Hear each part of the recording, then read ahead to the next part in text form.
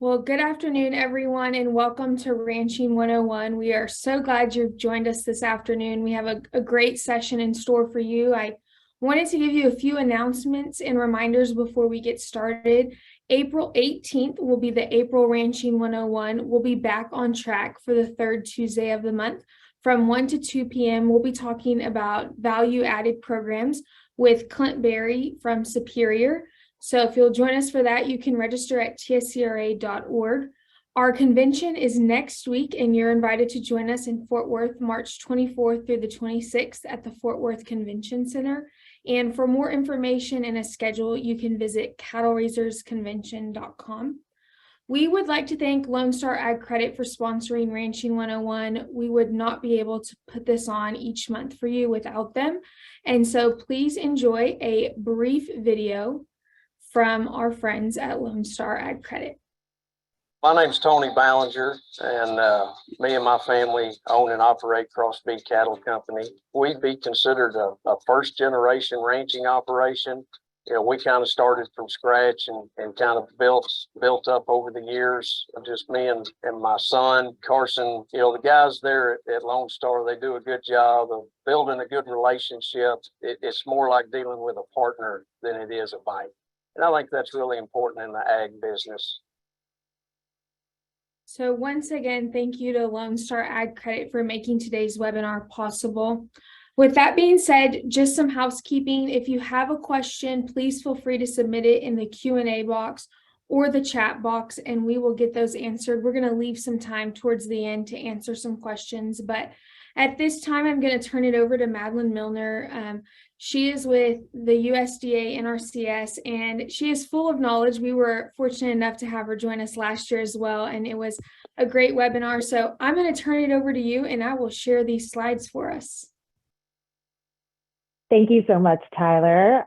Yes, everyone, if I haven't gotten the pleasure of meeting you in person yet, my name is Madeline Milner, and you can call me Maddie for short. And get some confirmation from Tyler that you're getting that PowerPoint opened up. I'm on one monitor over here, so I will need just a half a second to make sure I can see everything I need to see, if everyone's okay with that.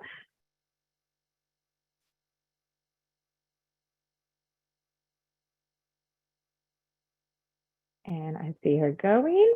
And yes, currently I am the State Range Land Management Specialist for NRCS Texas. I have been in this role for about a year and a half. And one of the things I do is I work with the rest of the Ecological Sciences Division to support technical planning on the ground in Texas's rangelands, farmlands, forests, wildlife areas, etc. And if you are in the view that you want to be in, Tyler, let me know and I can get started with my first slide. Okay, what view can you see? And I can change it. Right now, I can see the sort of like PowerPoint like design view. I don't know if you wanted to put it on like slideshow to where all that we can see is the slide. Is that okay with you? Yes, let's see. How's that?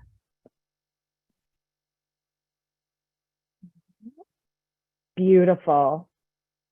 Yes. Okay. And so I will just give you a next slide warning or so, which I guess I'll do right now. Tyler, if we could see the next slide, please. Thank you so much. I'm going to take a couple of minutes here at the top for those of you who might not be familiar with NRCS and what our mission is to talk about that, because as we go into the presentation and into the meat of what makes up a prescribed grazing plan, there's going to be a lot of technical information. So I wanted to start with this little introduction to NRCS so that you can understand us better and the technical resource that we are to ranchers and farmers and private landowners in Texas and indeed throughout the country. So NRCS Texas, who are we? We are guided by the mission of helping people help the land. The Natural Resource Conservation Service collaborates voluntarily with farmers, ranchers, communities, or other individuals and groups that protect natural resources on private lands as opposed to public lands, which you might be familiar with, like the Forest Service or the Bureau of Land Management.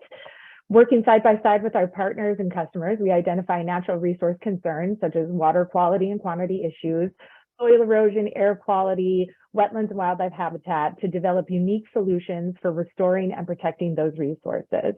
Next slide, please, Tyler.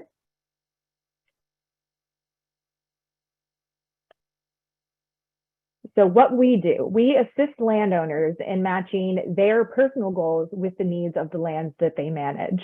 We help identify natural resource concerns and develop unique solutions for restoring and protecting resources on private agricultural lands. And we help landowners develop what we call conservation plans that include guidance on the design, implementation, and the management of voluntary conservation practices. Conservation practices is an umbrella term that we use at NRCS that can describe everything from prescribed grazing management to the building of a fence or the development of a watering system or an irrigation system or an irrigation water management protocol. And it's a really kind of an all-encompassing term. And next slide, please, Tyler. So that's a pretty big job. How do we do it? So working together with landowners and operators, we develop conservation plans that outline customer objectives, natural resource concerns related to soil, water, animals, plants, air, energy, and human interactions. We have tools and resources that are customized for each customer, each property, and each conservation plan, such as maps, soil information, inventories, implementation schedules, and engineering designs and drawings. The customers choose the alternatives that suit their circumstances, and all participation with NRCS in any capacity is always 100% voluntary. And at NRCS, you will find people that are discipline specialists, such as myself. I'm a rangeland management specialist. We hire a very diverse workforce, which will include agronomists, professional foresters, professional wildlife biologists, and we all work together in a very collaborative way to come up with the best suite of solutions for each one of our clients that we work with. And next slide, please.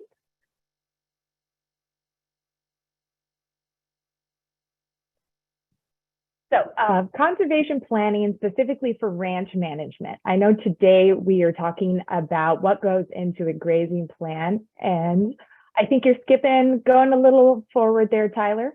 Yeah, my slides got out of order. Let me go. Sorry. Oh, you're totally fine. While you catch up, I'll prattle on a little bit more on the slide that I left at.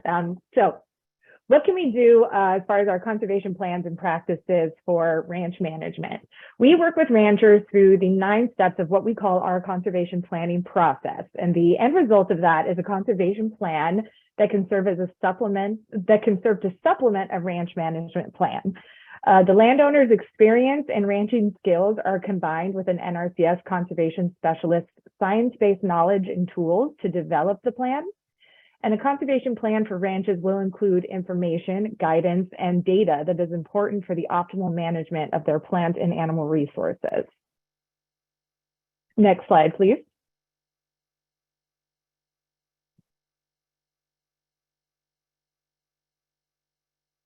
All right, so now that I've given you a little high-cut introduction to NRCS and what we do for ranchers, we're going to get into the meat of our presentation, which is going to be managed grazing, prescribed grazing, how to develop a grazing management plan. Now, it's important for me to give you the context that the portions of a grazing management plan that I'm going to talk about today are based on NRCS technical standards and our National Pasture and Range Handbook. That is all going to be based on scientific evidence. There's a lot of collaboration with partners and UC Extension in the development of those guidance, but there may be some variability depending on who you're working with. If you're working with a certified professional range manager, or perhaps you're working with an extension agent, or perhaps you paid for a consultant, there might be some different components. It's pretty normal for no 2 prescribed grazing plans to look the same, but I'm going to talk to you about what we at NRCS find from a science perspective and from many decades of research we would like to see in every one of our grazing management plans. Next slide, please.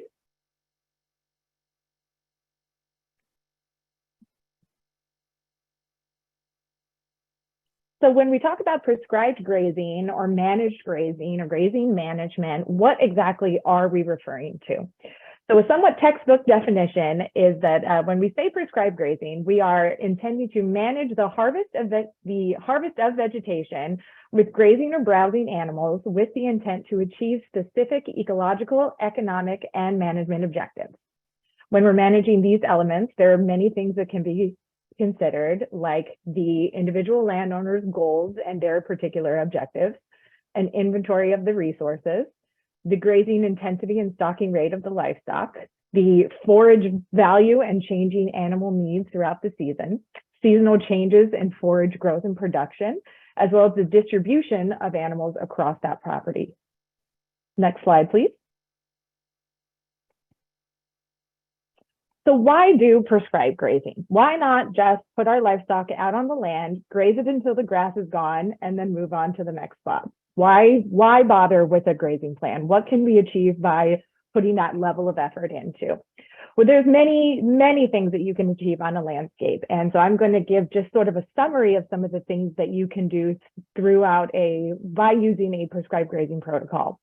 You can change the composition of your plant community to help meet your goals, whether that would be to grow more grass or to see more wildflowers.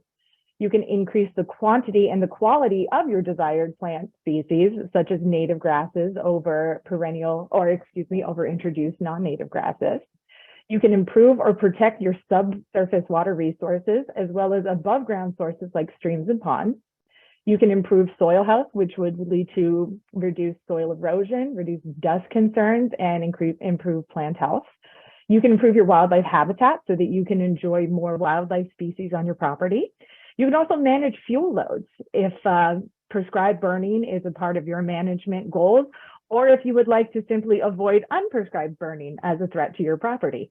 So these are all things that the prescribed grazing can have an impact on when it comes to managing your vegetation community without necessarily having to come in automatically with mechanical means or with chemical treatments. Next slide, please. So there is a lot of terminology that gets thrown around when we're talking about range management and grazing management. So I wanted to, before we get into the pieces of a prescribed grazing plan, I wanted to do a little bit of a definitions check. There's terms that can be used interchangeably, like stocking rate, a property's carrying capacity, or stocking density. And while they're similar in name and they're very much related to each other, they have a different meaning. And when developing a grazing plan, it's very important that we use each one accurately in its context. Most ranchers will have a general understanding and experience with some form of grazing management, and generally speaking, they'll always try to make the best management decisions when they're moving their animals because they want to maximize the productivity of their pastures or the grazing units. So if you understand the differences between these terms like stocking rate and density, it will help you make better, more informed management decisions. So one term that is often thrown around by producers or NRCS employees or extension agents when we're talking about stocking rate is the land's carrying capacity. But those two terms are not the same. The carrying capacity of a property and the stocking rate are very different things. Carrying capacity refers to the number of animals that a forage resource in a given grazing unit can support in a growing season. And that is dependent upon both proper management and acceptable level of production and the natural capacity of the site given its local environment and weather. The term stocking density is more commonly used when we think about short-term intensive grazing management. Density is specifically referring to the number of animals on a part of a pasture or a grazing unit for a certain period of time. So the key term to remember are area and time. We have to look at stocking density as an animal concentration and a tool that's used to accomplish specific goals of intensive or rotational grazing management. Next slide, please. So now that we've done a little vocabulary check, we're going to start talking about the different components of a grazing plan. This is going to be sort of a high-cut summary, and I'll go through. So the first thing we're going to identify are the managers, ranchers, landowners. It's another where you can find a lot of different terminology to describe the same thing. But first up is the manager's goals and objectives. And then the next thing you'll want to do is have your resource inventory. And then follow that will be a forage inventory, a forage animal balance, a grazing schedule, your contingency plan, and your monitoring plan. And don't worry, we are going to go and take a little bit of a more in-depth look into each one of these. So first things first, the manager's goals and objectives. Your objectives should be specific, measurable, and achievable within a given time frame. The clearly defined and recorded goals and objectives will help you, the landowner, in achieving your desired results on your grazing lands. Now, those objectives can be a lot of different things. If you're talking to someone, maybe like myself, who works for a technical agency, we might use very technical terms, and we want to change the composition of the vegetative community to no greater than 30% undesirable brush cover. You could hear something like that, but you could also see some very sort of simple on the ground results, as in, like, I want to see more grass and less bare ground on my ranch at the end of the growing season. I want to buy less hay this year than I did last year. I want to see more wildlife activity because I may want to look into hunting leases in the future for additional income. The manager goals and objectives are very much informed by the person who is stewarding that property at that time. And next slide, please. Oh, I think we might have gotten a little bit of a lag there. If you could go, you should be seeing a slide that says resource inventory. Wonderful, thank you. So what is a resource inventory? So this is, after we've identified our objectives, we're going to go take a look at all of the resources we have available to help us meet those objectives. And so this is a collection of information about the operation and the property itself. And there's no set or definite list of what would or would not be in this section, but some of the things that you would look for are maps that would identify your land use and your ownership, the number of total grazing units on a property, all of your structural resources like fences, water development, troughs, streams, etc. Aerial maps that show topography are also good for understanding the layout of a property and how that's going to affect our distribution of animals across the landscape. Other things in our resource inventory will include things like soil reports, which can be maps and descriptions of soils, which we at NRCS often get from Web Soil Survey, which, if you have not investigated yet, is an extremely powerful tool and can include everything from soil textural classes to building suitability for fences. And there's even, you can run reports on many different features of the soil that's on a given property. It's a very, very powerful tool. Ecological site descriptions provide detailed information about the vegetative site potential, and an animal inventory, which would be your amount, kind, and classes of livestock, which can and should include any wildlife species that would affect the feed and forage balance. And the picture that I've included in this slide is an example of the type of a resource inventory map that NRCS might produce for a customer on a ranch. And you can see it's labeled calculating stocking rates, inventory of ecological sites and production. So without getting too into the weeds of the details of this one, this is just an example of a type of inventory map that we would put together to help people take a resource inventory of what production do they have, where on site, where is it affected. As you can see, as you get near that, the water body, it starts to change. This is an example of something that you might see in a resource inventory section of a grazing management plan. And I started off my career with the government as being a GIS intern for the BLM. And basically all I did was make maps for 3 years. So I'm a big fan of a map. You can put a lot of information and tell a lot about a property on a good map. And next slide, please. Right, after we inventory all of our resources, it's time to get a little more detailed and develop what we call the forage inventory, which would be your measurement of the expected forage quantity and quality and number of species of forage in each management unit for the planned grazing period. Any additional resources that contribute to your animal forage base, like supplemental feeding records, hay production, bought hay, or additional leased or permitted ground, should all be included in your forage inventory. And you should adjust your available forage for your operation for items such as distance to reliable water, slopes, and determine the best way to present your recommended use. One of the things that we consider when we're thinking about forage availability is distance to water. And then what is the topography like? You might have plenty of grass in one pasture, but if there's a big hill that your cattle won't go over so they can get to the grass on the other side, or the nearest water is a mile away so they won't walk that far, then that's a lot of feed on the ground that you're not going to be able to use. So it's very important that a forage inventory be very thorough and take into account everything that's available on the property and help you learn a bit more about the vegetation community that you have present there. Do you have more native grasses? Do you have more non-native grasses? Do you have a higher density of shrub than maybe you should based on its It's site capacity, which you learned about in your ecological site description. These are all sort of inventory methods, different things that you would look at to get a full picture of what resources you are getting from the plant community itself.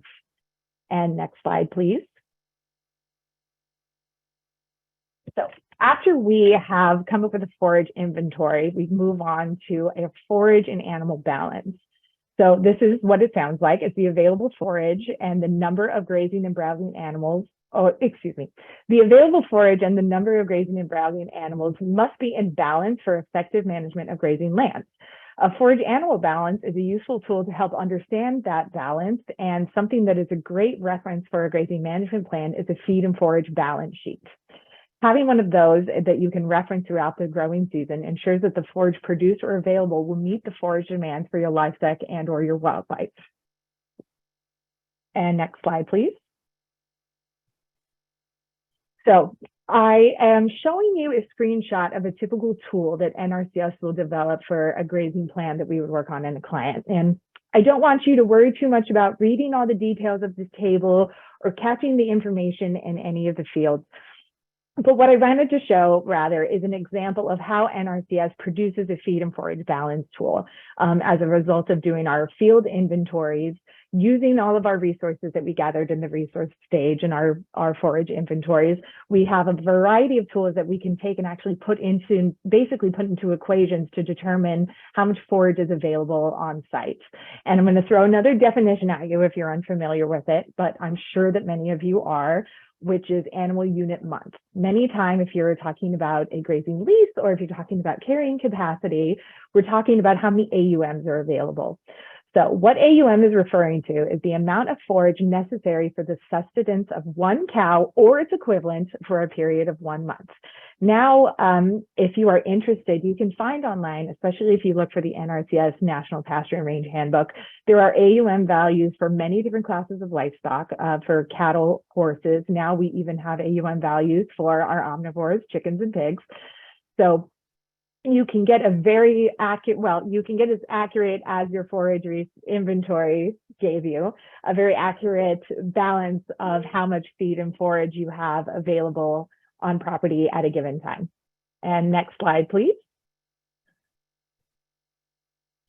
Okay, so now what we should start to see is that all of the pieces of the plan, all these different levels of information that we've taken in are starting to come together.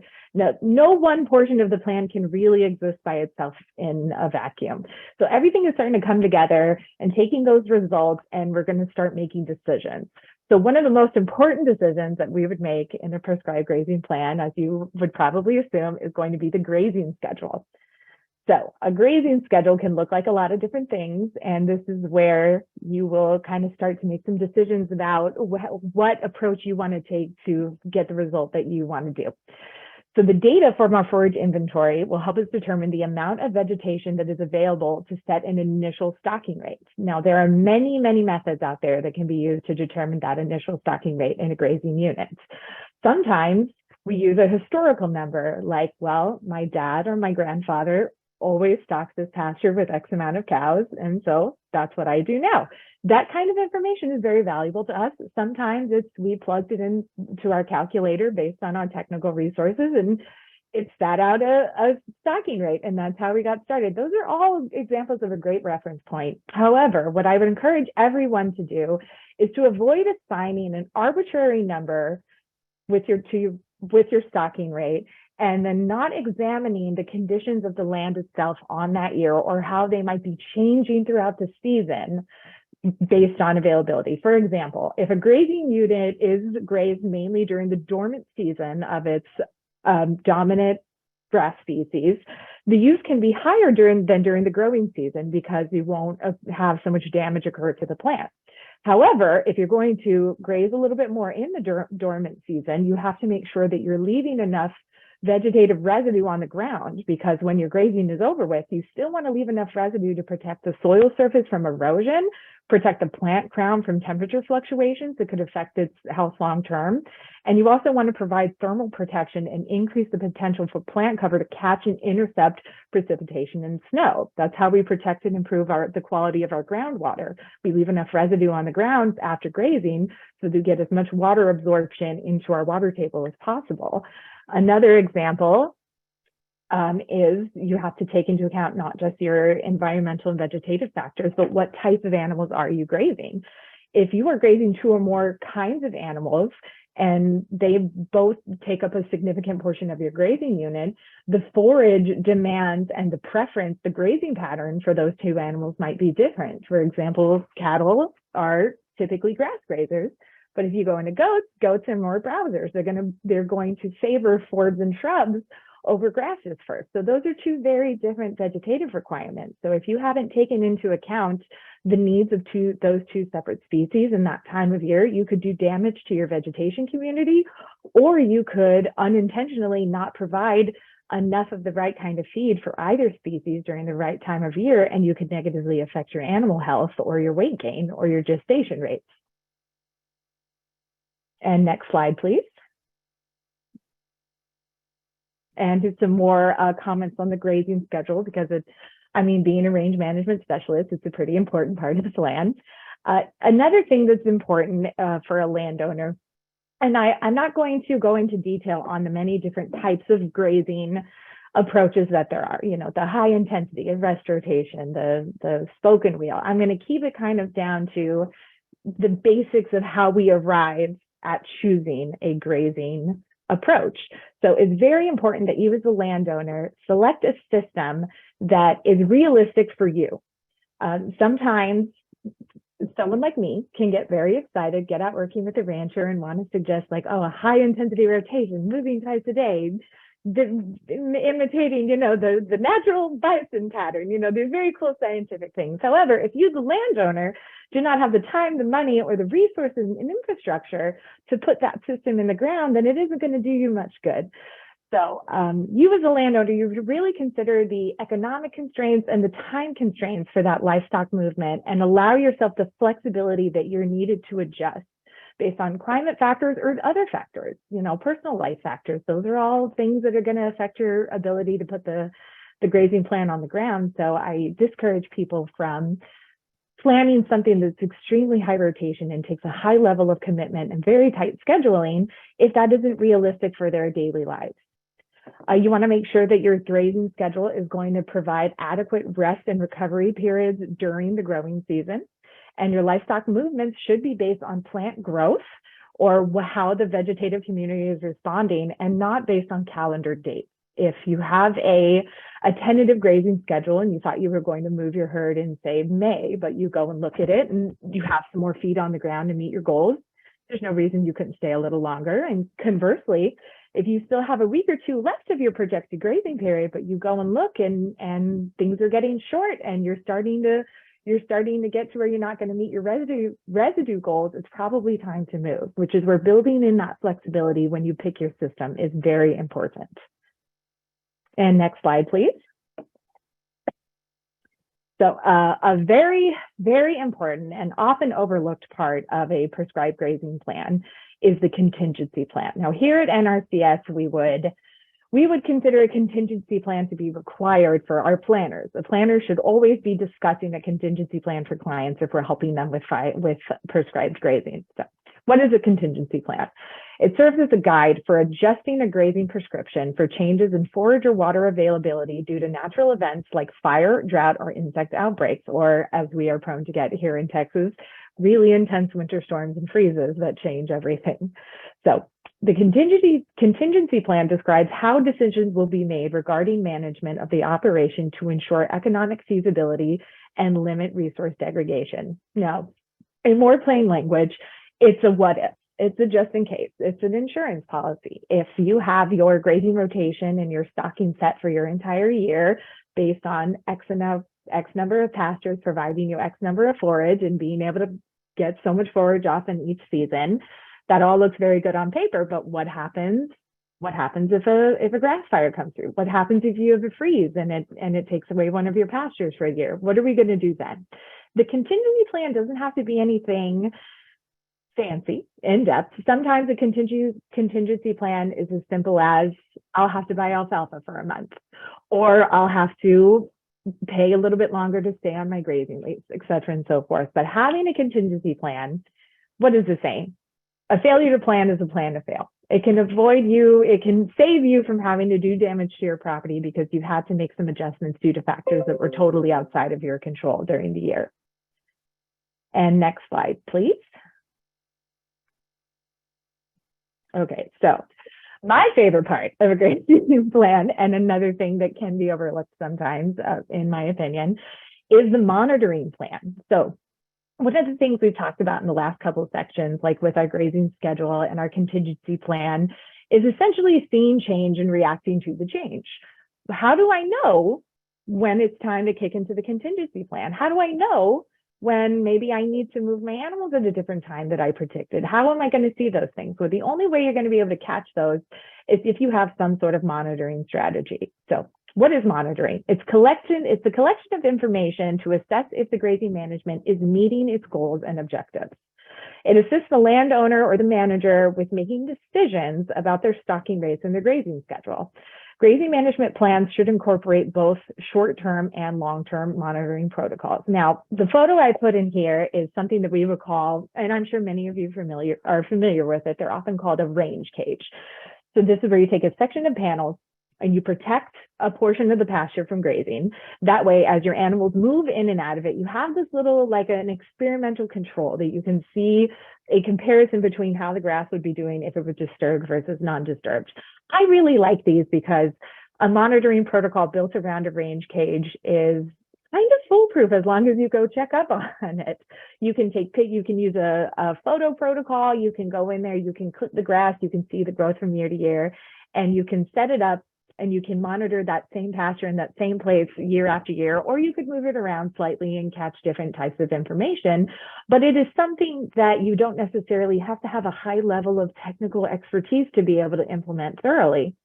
One of my favorite monitoring protocols, if I'm talking about grazing with either newer planners or with clients who are looking to take their management of their grazing up to a higher level, is just a photo monitoring protocol, choosing photo points, picking the cardinal direction you're going to take that picture, and then taking a picture 4 times a year. Everybody says a photo is worth 1,000 words. Sometimes seeing that the change in that height or the change in your density, even the change in the color and what's going on in the community can tell you as a landowner as much as you need to know. Whereas someone like me, someone who comes from Extension or NRCS, might want to go a little bit deeper, do some transects, get some numerical data. I think a photo monitoring protocol is really, really valuable and really underused in our rangelands. And with that, I believe that's going to take us to our final slide. And which is simply going to be questions, and then of course the Texas NRCS website. I wanted to make sure that we built in plenty of time for questions, and I kind of gave everybody the high cut of the who, what, where, when, why, and what we would put into a grazing plan, so we'd have plenty of time for discussion. And so I think we've gotten through the presentation. Thank you for driving, Tyler. Yes, well, it does look like we have a few questions. If you do have a question, feel free to put it in the Q&A box. Our first question is, do all counties in Texas have publicly accessible GIS websites? Okay, so I am going to say, off the top of my head, I don't have that answer. GIS, the Geographic Information Systems, it's also, if I'm remembering correctly, you do have to have a certain type of programming on your computer called ArcMap, typically, to be able to run it. Now, there are a lot of, if you have ArcMap on your computer, there are places that you can access free data layers, et cetera, to get on. I'm not sure if you always have to pay for ArcMap, but if you are not interested in learning about ArcMap or paying for a course to learn about ArcMap, Google Earth has got a lot of really cool stuff incorporated now, especially you can, with like looking at aerial photography, being able to see historical photography. I believe in Google Earth Pro, you can even make polygons and things like that now. But I know there is free data available to view. It's just what program do you use to view it? I apologize for not being better informed on that. Awesome. The next question, do you have to have a certain amount of acreage to have NRCS come out to your property? Nope. Yeah. This is a really, and I'll touch on something now that is really exciting for me. Even though I am natural born in Texas, I'm originally from El Paso.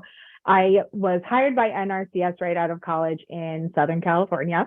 And so a lot of the planning that I did was on properties that I would say are smaller than what we would consider a traditional ag property. So I was working with grazing clients that were, 20 acres, 5 acres, 10 acres. And as long as we are, complying with any state and federal rules about AFO capers, et cetera. But NRCS can come out and provide technical assistance to any landowner on any size.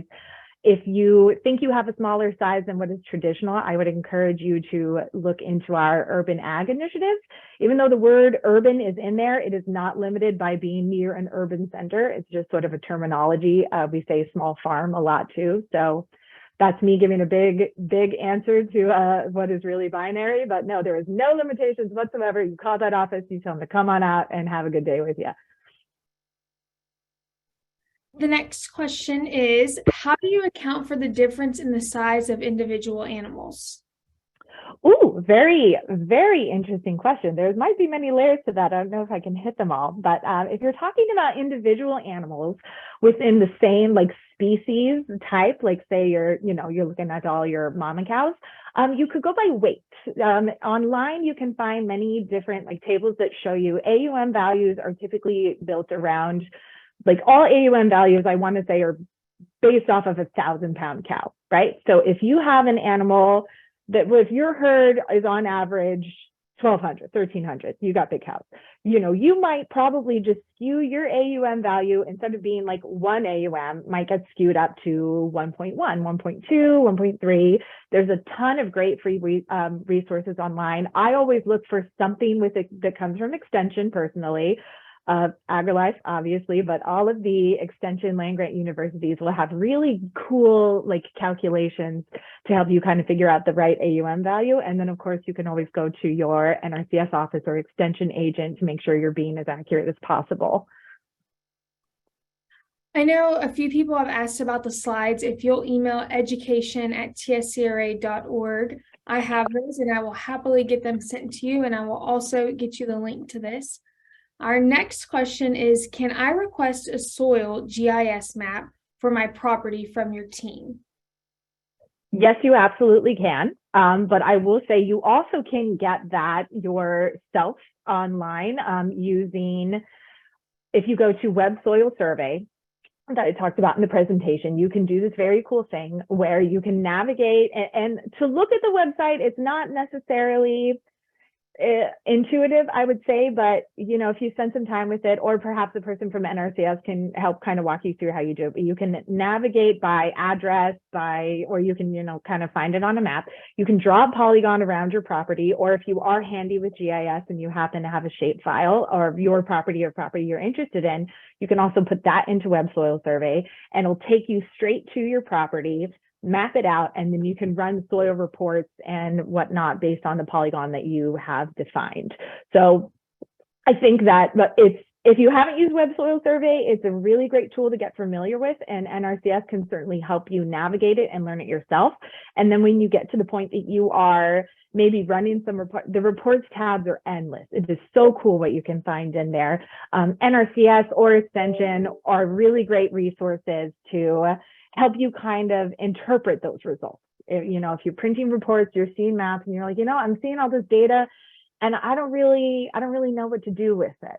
That's where NRCS comes in really handy. We spend a lot of time with we originally were called the Soil Conservation Service. So everybody in NRCS is pretty handy with Web Soil Survey and can help you understand and interpret the results. So building off that question, can you mail in a sample of your soil? I know that you can. I don't know exactly to where. Soil testing and soil laboratories there's a variety of those. There's private labs. It's pretty common for people in row crops and agronomy to have to do regular soil testing so that they can balance their nutrients so that they aren't over or under applying fertilizers. So soil testing, and which is something that we would highly encourage people to do. It is available, and I'm sure that there are labs that you can just mail them directly to. I would not happen to have the information off the top of my head, though. I think you are only but a Google search away from those answers at any time. But I would encourage you to do it if you're curious. Oh, I think I saw send soil samples to TAMU, local fertilizer can yes, yeah. There are a lot of great soil science resources out there. So if someone wanted to connect with their local office, what is the best way to find that? Oh, I'm so glad you asked. Well, the cool thing about NRCS is that we are available in, I want to say, every county in America, and then also I know we have NRCS in Puerto Rico and the Virgin Islands. So you can go to the website. So if you go to Texas, NRCSUSA.gov, there is usually it might have to be contact us, but there is actually a page that is dedicated to finding your local service center. You can enter your county, your address, etc., which will take you to your local office.